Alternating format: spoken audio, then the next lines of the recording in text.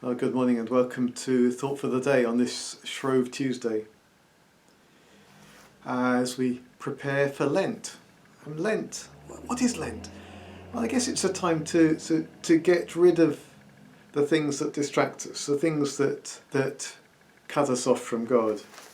The Book of Hebrews says, since we're surrounded by such a great cloud of witnesses, I guess those are heavenly witnesses, let's throw off everything that hinders and the sin that so easily entangles. And let us run with perseverance the race marked out for us, fixing our eyes on Jesus, the author, the pioneer and perfecter of our faith. It's a time, in a sense, to get ready, to get close to God, to be ready to delight wholeheartedly in Easter.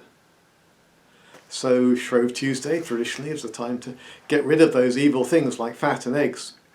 Get rid of them by having a binge party of pancakes, which I've never quite understood as a way of getting rid of them, to binge on them. But still, let's have our pancakes. Let's enjoy them.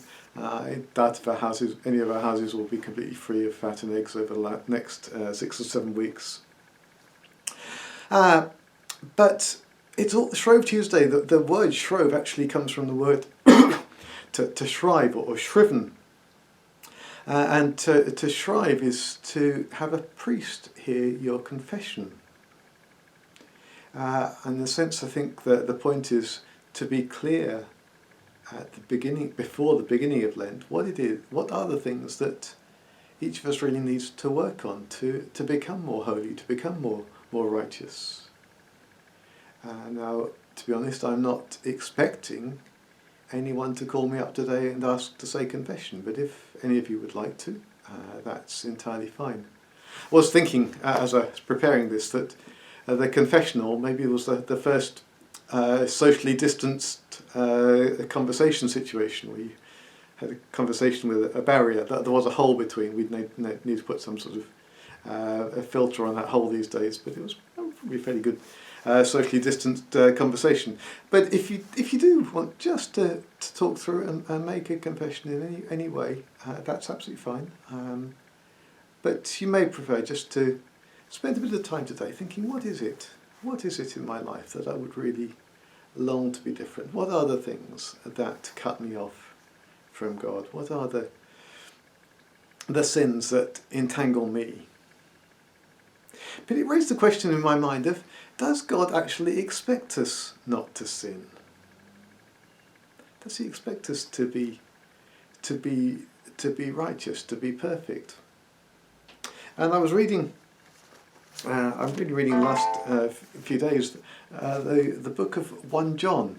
And 1 John captures this so perfectly. He says in chapter 2 verse 1, "My dear children, I write this to you so that you will not sin."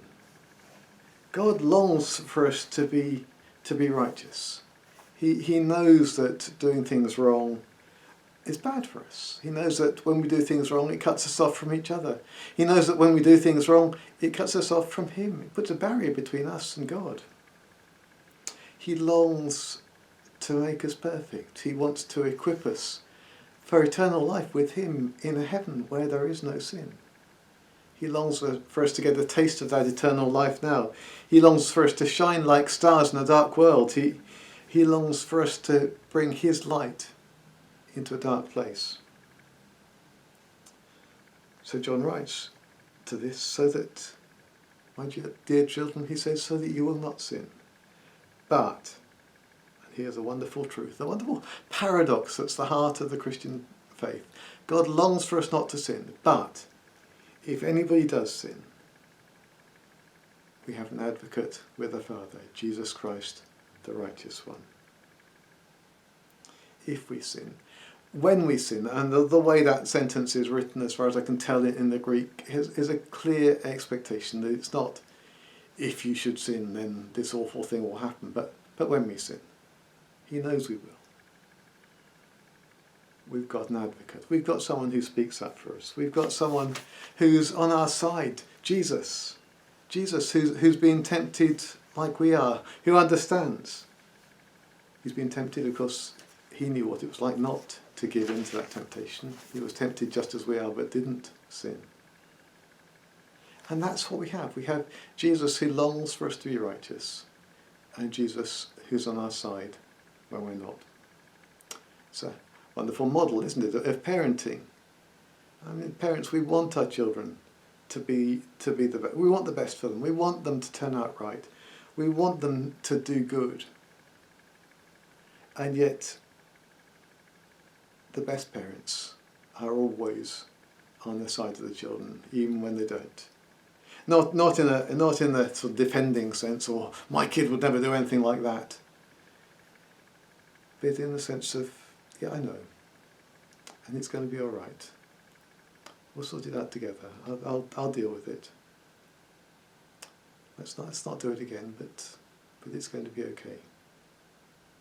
That's what children need. That's what the security that children need to be brought up with. That's what we need.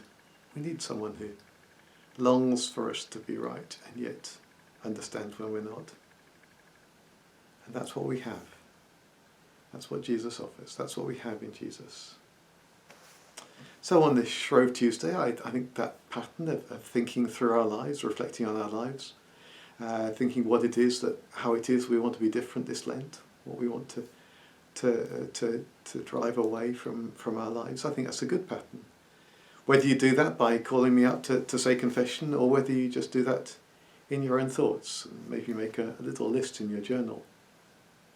Whichever way you do it. When you have that set of things, you've reflected, you've looked in the mirror and seen how it is you'd like to be different. Don't let that list of sins, that list of ways in which you want to change, cut you off from God.